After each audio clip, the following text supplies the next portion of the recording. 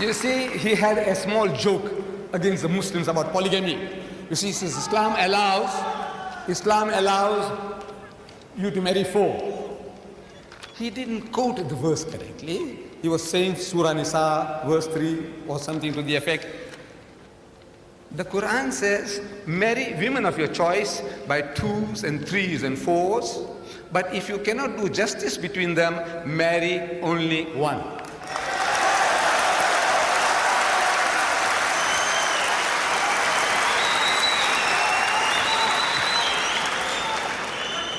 The only religious book, I'm saying the only religious book on the face of the earth, which has this expression, marry only one, is the Quran. There is no other book on earth.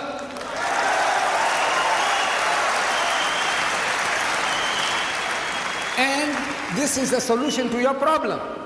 He has settled down in America. He has married a beautiful young lady, an American woman. Congratulations. But now, wait. The American statistics, they tell us there are 7.8 million more women than men in America. That's almost 8 million more women in your country, sir, the land of your domicile. 8 million women who can't get husbands. If every man in America got married, there'll still be 8 million women who can't get husbands. I'm asking, in this book of God that you are boasting about, what is the solution to your problem?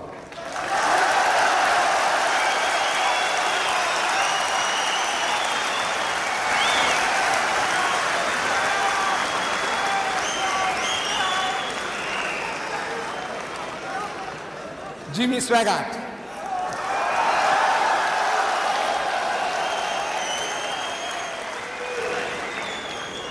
If you get the tape is available. Jimmy Swaggart, Anish Sharosh, the tape is available. You can get it before you go. They are 8 pounds each.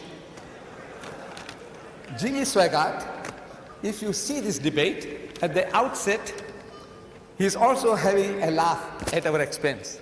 He says, you know, Mr. Dedat, he says, you know, we had a chat in the waiting room, and Mr. Dedat says that the Muslim can have 4 wives. Islam allows 4 wives. He just corrected me, said up to 4. I said, well, Mr. Dedat, Christianity only allows us 1, so I had to get the best on the first shot.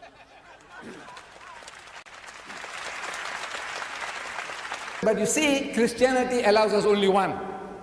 And I had to choose the best.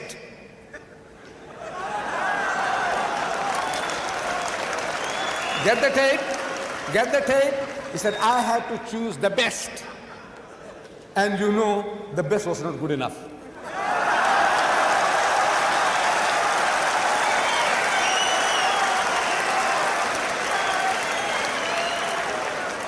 Look. All these tele-evangelists, all one by one, they're all falling. Reverend Marvin Gorman, an evangelist, you know, tele-evangelist, he appears on television, tantalizing millions. He was caught with a prostitute.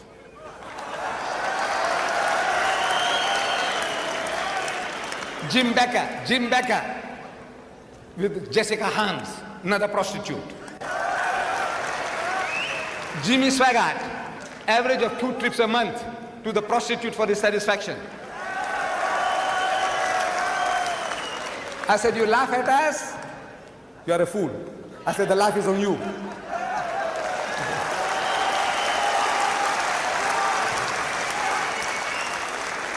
You Americans, you have a problem. You Britisher, you have a problem. You French, you have a problem. You Germans, you have a problem. And to these, there are no solutions in your book. No solution. Islam gives an answer to your problem.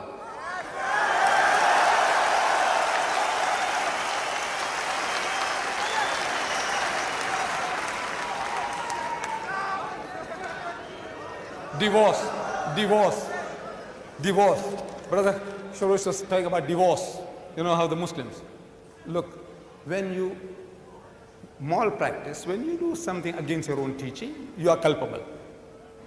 No doubt the general Muslim community seems to have got that idea that when you want to divorce your wife, you just have to say talaq. But he's supposed to have known the Quran. There is a chapter in the Quran, the whole chapter is called Surah Talaq, meaning chapter divorce. You must have read it. Surah Talaq. Talaq means divorce.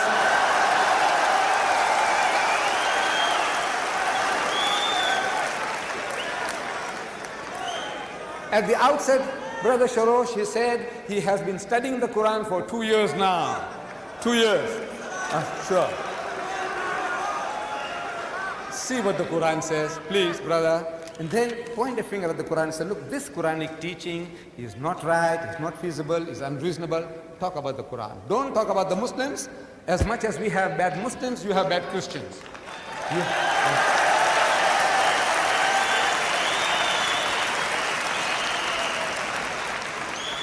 He also quoted a Quranic verse, La ikraha fid din, which means there is no compulsion in religion. Compulsion is worthless. At the point of the gun or the knife, you force somebody to say, read the Shahada, the Kalima, the Creed of Islam, and the man is forced to read. What is it worth? Nothing. There is no compulsion in religion. But the insinuation is that the Muslims were doing compulsion. I said, look, my brother, Sharosh, you are a proof that the Muslims didn't use any compulsion for 1,400 years.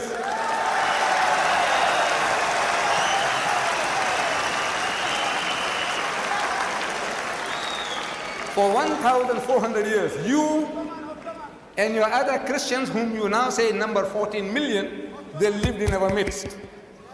In Egypt, the Muslims have been the overlord of that country for 1,400 years. For a few years, the French came, for a few years, the British came, but overall for 1,400 years, the Muslim has been ruling that land. And yet, today, you can boast there are 10 million Coptic Christians in Egypt. If there was compulsion of any kind, there would not have been a single Christian left in that country.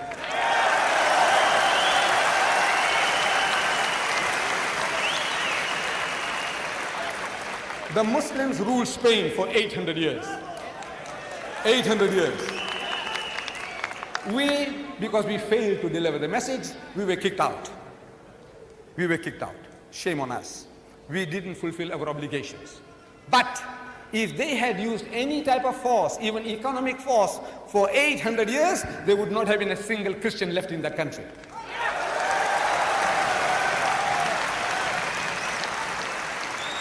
We Muslims, we ruled India for 1,000 years. But after 1,000 years of Muslim rule, eventually when partition takes place, the Muslim gets 1/4, the Hindu gets 3/4. Why? Because we didn't do the job. We didn't use any compulsion.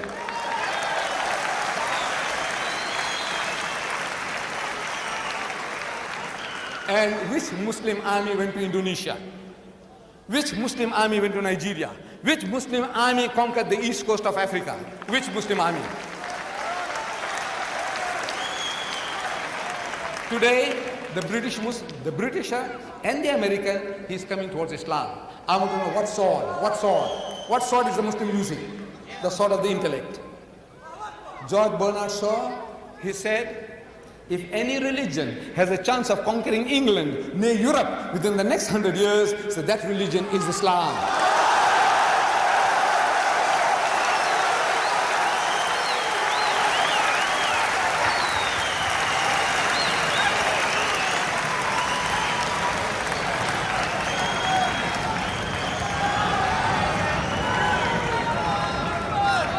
Look, Bernard Shaw had the foresight, he could see. But we Muslims, we have failed Islam. Wallah, we have failed. We have failed. We haven't made a start yet. We believe. We say we believe, but we have not made a start yet. This is our problem. The destiny is ours. Wallah, it is ours. Allah says, لِيُزْهِرَهُ عَلَى الدِّينِ كُلِّهِ. He has given you a deen, a way of life that is to master, overcome and supersede them all, bulldoze them all, whether it be Hinduism, Buddhism, Christianism, communism, Judaism, every ism.